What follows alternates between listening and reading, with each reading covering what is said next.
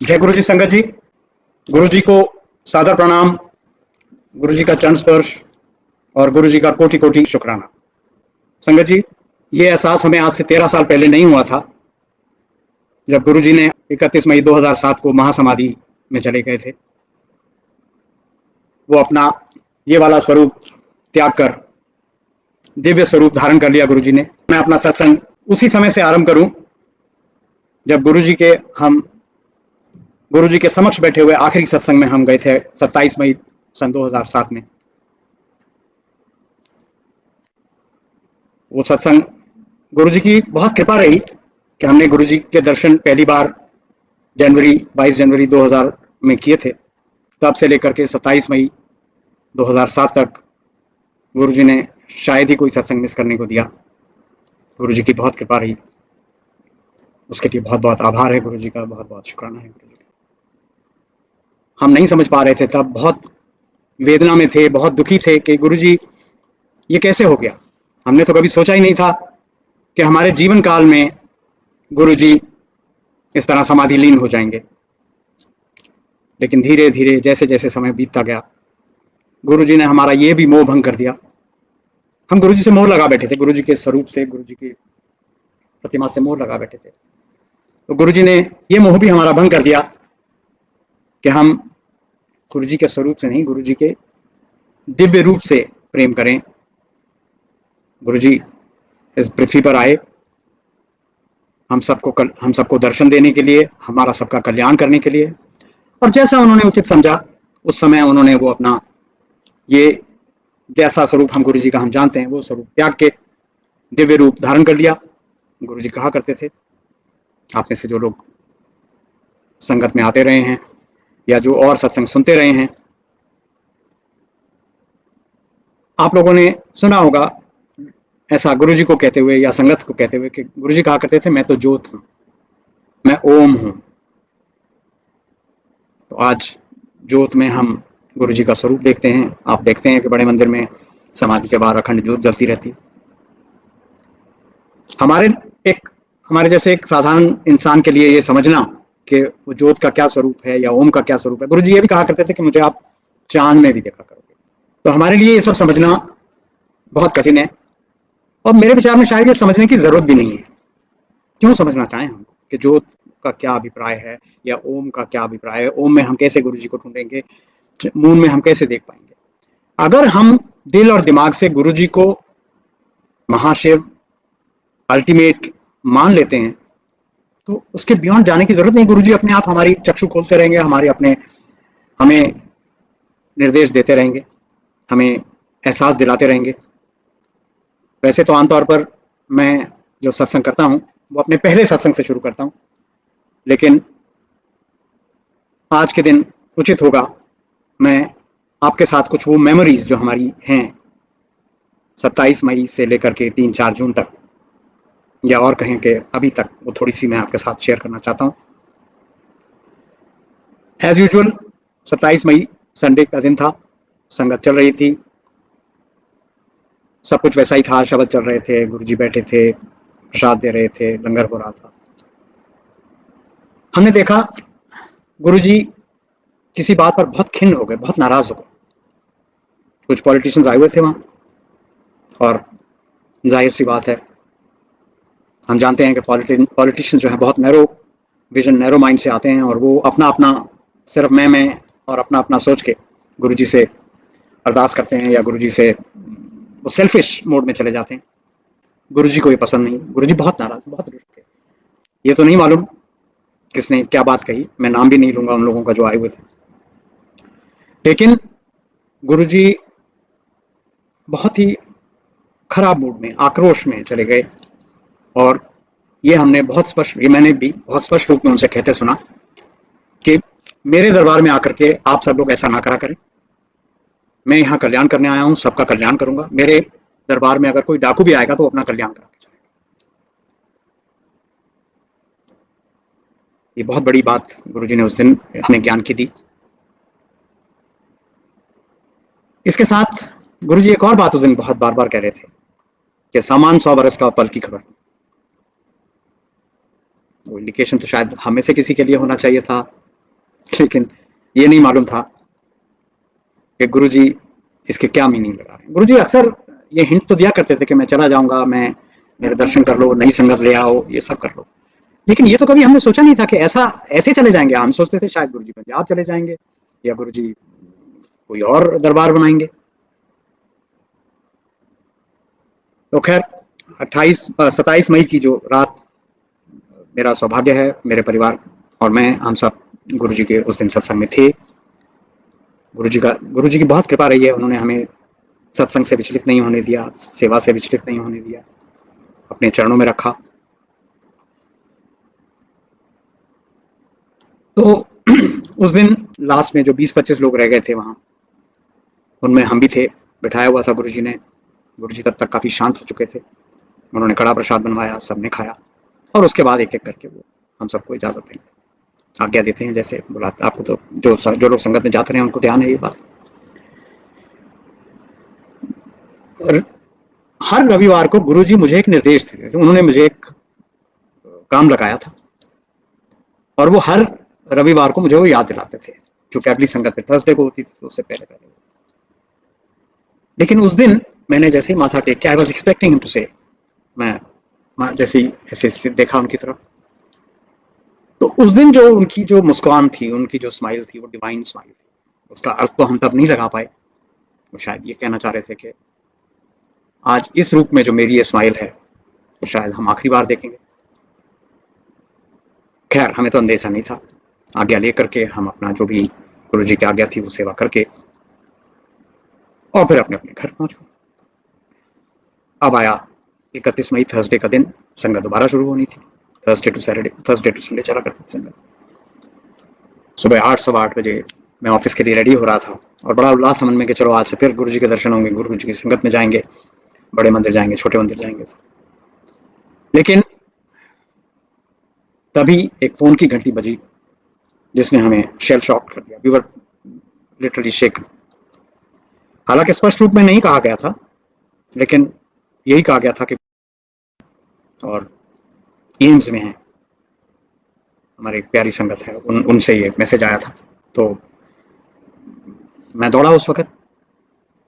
मैं सीधा वहां से एम्स तो नहीं गया, बिकॉज मैं सीधा एम्पायर स्टेट पहुंचा।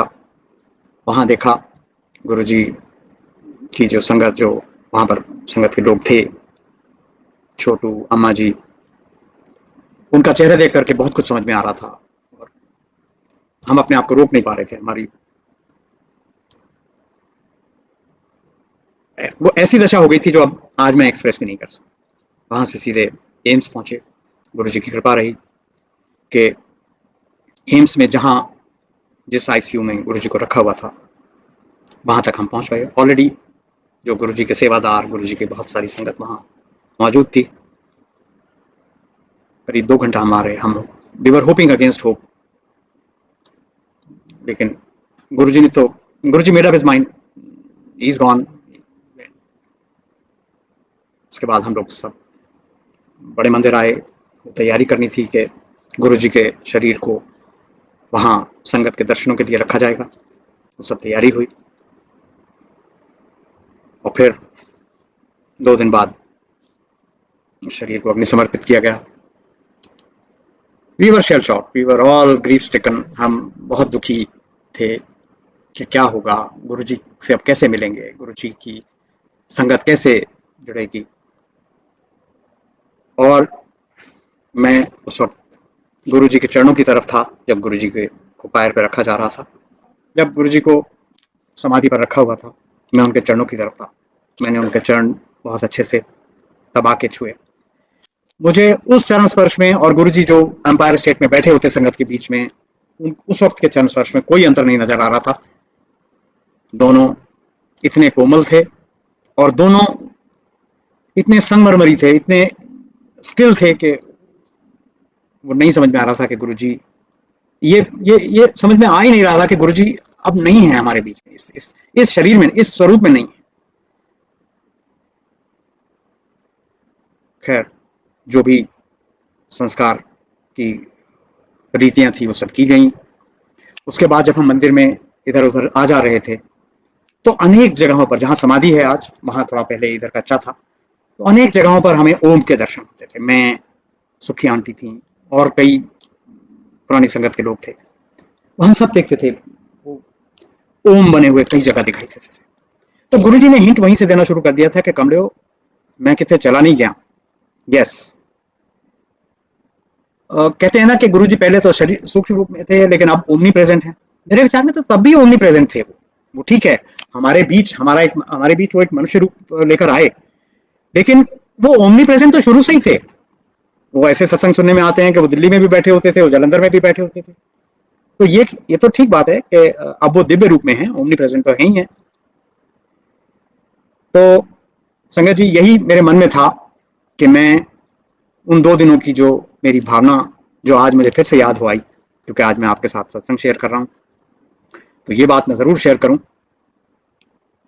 कि गुरुजी भले ही जिस शक्ल सूरत में हम गुरुजी को जानते हैं उसमें तो आप नहीं देख पाएंगे। ऐसा देख भी पाए तो कोई बड़ी बात नहीं, गुरुजी के लिए ऐसा करना कोई मुश्किल भी नहीं है, लेकिन शायद वो नहीं करेंगे, जानते हैं। लेकिन उनके दर्शन हम दिव्य रूप में, ज्योत में या ओम में, या उनका जो अब देखिए कितना, गुरुजी तो वैसे हमें अपने मंत्र जाप में, और जो वो कुछ कहा भी करते थे, जो वो हमें ऑटोग्राफ दिया करते थे, जो कह लें, आपने देखा होगा पिक्चर, उनकी पिक्चर्स पे उनके, वो किसी को कोई बुक साइन करके देते थे किसी को, तो वो हमेशा ये लिखा करते थे, ब्लेसिंग्स ऑलवेज। तो वो तो हमें एक ब्लैंकेट ब्लेसिंग्स दे गए हैं, ये हमारा कर्तव्य है कि हम उस ब्लेसिंग्स को रिसीव करते रहे। गुरुजी ने मंत्र जाप भी हमें दिया, बहुत ही सिंपल सरल, ओम नमः शिवाय, शिव जी सदा सहाय, ओम नमः शिवाय, गुरु जी सदा सहाय। हम उनको शिव जी के रूप में देखें या गुरु जी के रूप में देखें, वो सदा सहाय हैं हमारे, सदा हमारे ऊपर हैं। और जैसे जैसे वो समय बीता गया 2007 के बाद का, इसका एहसास हम सबको, जो उस वक्त पुरानी संगत हैं उनको, और जो नई संगत जुड़ती जा रही है, और जितनी संगत उस समय थी जब 2007 में महासमाधि थी, आज कितनी मल्टीफोल्ड हो गई है, कितने मिलियंस हो गए हैं संगत में, और जगह जगह सत्संग हो रही है। गुरुजी तो कहा करते थे बड़ा माड़ा टाइम आने वाला, और वो वाकई आ गया है, देख रहे हैं हम, आगाह कर गए थे हम। लेकिन ये भी बोल गए थे कि जो जप करता रहेगा वो बचा रहेगा। तो संगत जी, सबसे बहुत इंपॉर्टेंट काम हमारे लिए गुरुजी लगा गए कि हम जप करें, जाप करें, और हम कर रहे हैं। देखा है संगत अनेक जुड़ी हुई है, अनेक अलग अलग लोगों के तरीके हैं एक्सप्रेस करने के। अभी जब हम लोग मंदिर नहीं जा पा रहे, हम लोग जो सत्संग ऑर्गेनाइज होते थे उनमें नहीं जा पा रहे, तो इस तरह ऑनलाइन सत्संग ऑर्गेनाइज होने शुरू हो गए। ये भी तो गुरुजी की कृपा। तो खैर, इस बात में मैं बहुत ज्यादा समय और नहीं लूंगा, क्योंकि आज वैसे भी समय सीमा है, और भी सत्संग, और भी संगत के लोग सत्संग सुनाने वाले हैं। इस वजह से हमें गुरुजी के दर्शन हुए, गुरुजी के दरबार में एडमिशन हुआ। गुरुजी के यहाँ जाया करते थे, तो गुरुजी जिनको आज्ञा देनी होती थी तो वो कहते थे चल एडमिशन हो गया, आया कर, आता कर। तो गुरुजी की बड़ी कृपा है कि उन्होंने हमें अपने शेल्टर में रखा, अपनी छत्र छाया में रखा, अपने दर्शन दिए, और पहले दिन 22 जनवरी 2000 से लेकर के आज तक हम जुड़े हुए हैं। जो गुरुजी ने जोड़ के रखा है, मैं ये कहूँ कि हम जुड़े हुए हैं गलत होगा, गुरुजी ने हमें जोड़ के रखा है, और गुरुजी से अरदास है कि वो हमेशा अपने साथ रखें, अपने चरणों में स्थान दें, हमसे कोई गलती भी हो तो उसको क्षमा करते हैं। तो मैं पहले सत्संग की बात करता हूँ। मेरी वाइफ 2000 से पहले 18 साल बीमार रहा करती थी, और बीमारी भी बहुत ज्यादा आती थी, एक एक करके आती जाती थी, एक एक करके आती थी, जाती नहीं थी। 1980 में हमारी शादी हुई, और 82 से इसको छोटी मोटी एलिमेंट्स आनी शुरू हुई, और जो बढ़ती बढ़ती बढ़ती ऐसा स्वरूप ले लिया कि इस दौरान में उनके 5 सर्जरीज हो गई। और जब हम 2000 में जब गुरुजी के दर्शन के लिए जा रहे थे या पहुंचे हैं, तब कानों से सुनना बहुत कम हो गया था, खाना पीना, डाइट बहुत कम हो गई थी, और मैं अक्सर कहा करता हूं कि एक ऐसी कैंडल की तरह हो गई थी मेरी वाइफ, जो जल रही है, और जलते जलते जलते जलते जब वो तली तक पहुंच जाएगी तो फिर उसका एंड हो जाएगा। लेकिन इससे पहले कि वो एंड होता, गुरुजी ने हमें बुलावा दे दिया किसी भी रूप में, और Guruji made sure that this candle moved back, and today it's been 20 years now Guruji के साथ जुड़े हुए। जो हमें उम्मीद नहीं थी उस वक्त कि ऐसा होगा। मैं हांगकांग बेस्ड एक कंपनी में काम करता था और वहाँ मेरे कोलीग, हम लोग कभी पार्टी, ऑफिस पार्टीज या कभी कोलीग्स की कोई वेडिंग या किसी उसमें जाते थे, तो मैं अक्सर क्या, मैं हमेशा अकेला ही होता था। तो उनकी वाइफ ने मुझसे पूछा कि भाई आप भाभी जी को साथ नहीं लाते, आंटी को साथ नहीं लाते। तो मैंने उनको बताया ये सब, उनकी मेडिकल कंडीशंस के बारे में बताया। उन्होंने कहा कि हम एक गुरुजी के पास जाते हैं और जहाँ बहुत बहुत बड़ी बड़ी प्रॉब्लम सॉल्व हो जाती हैं, क्या आप चलना पसंद करेंगे? मैंने तुरंत हाँ कर दी। हम गुरुजी के, उन्होंने अपने घर का एड्रेस दिया कि आप हमारे घर आइए, हम इकट्ठे वहाँ से गुरुजी के मंदिर जाएंगे।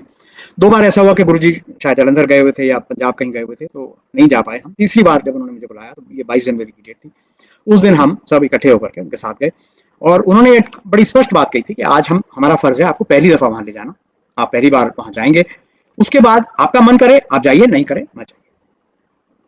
तो एक मन में जब कोई गुरु के बारे में बात करता है तो मन में एक सिंपल सी धारणा बन जाती है कि कोई गेरुआ वस्त्र पहने, कोई साधु बाबा बैठे होंगे, कोई पुड़िया दे देंगे, कोई भभूति दे देंगे, कोई हाथ उठा के ऐसे ब्लेस कर देंगे कि, या कहेंगे कि ये औषधि वहां से लेकर के आयुर्वेदिक है, ये कुछ करना।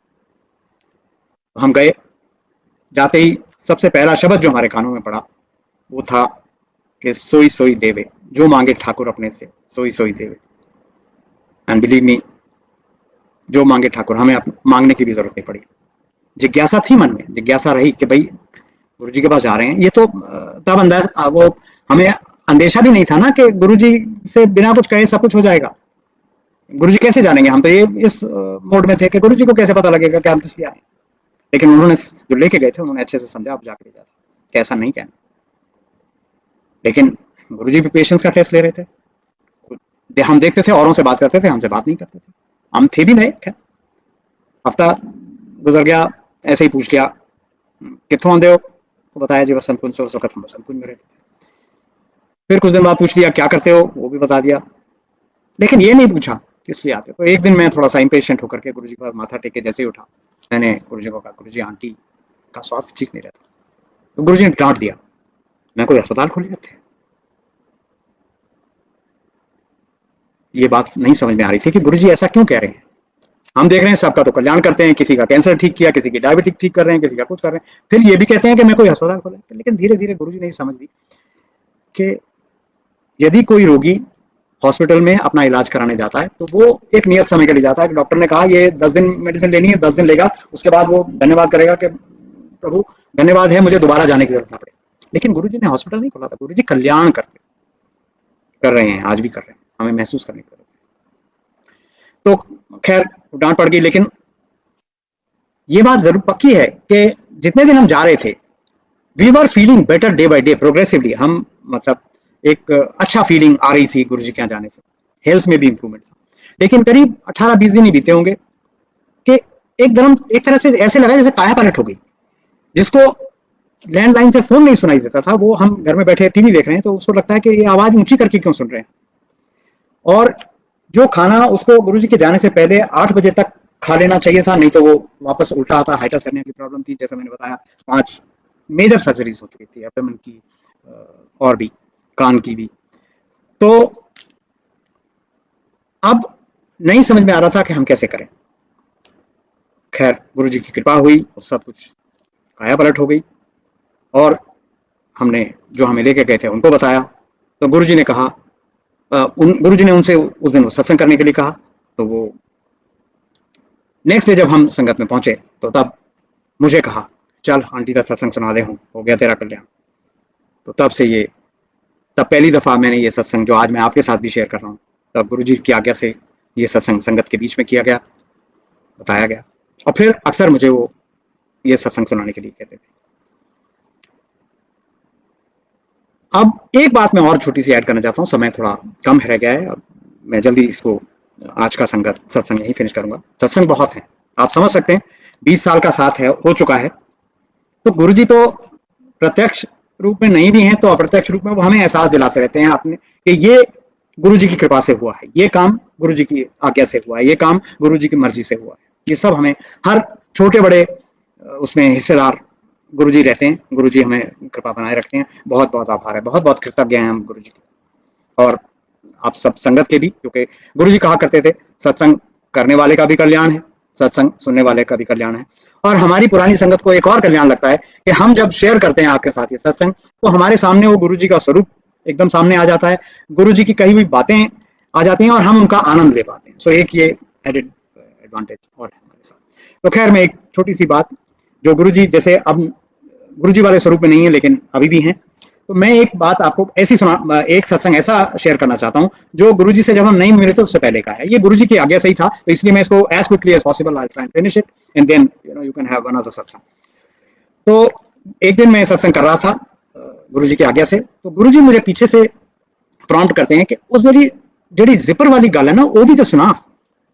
तो I was for a moment taken aback, which zipper, what zipper, I could not, मुझे ध्यान में नहीं आया कि कौन सी जिपर वाली बात है। लेकिन जैसे ही मैंने थोड़ा सा मुड़ के देखा मुझे याद आ गई वो बात। 1987 में मेरी वाइफ को हॉस्पिटलाइज होना पड़ा था, पेट में बहुत जबरदस्त दर्द था एब्डोमेन में, और डॉक्टर्स ने बताया था कि इनकी सर्जरी करनी पड़ेगी। लेकिन कुछ समय निकल गया और वो टल गई सर्जरी, मेडिकली वो मेडिसिन से वो ट्रीट हो गई।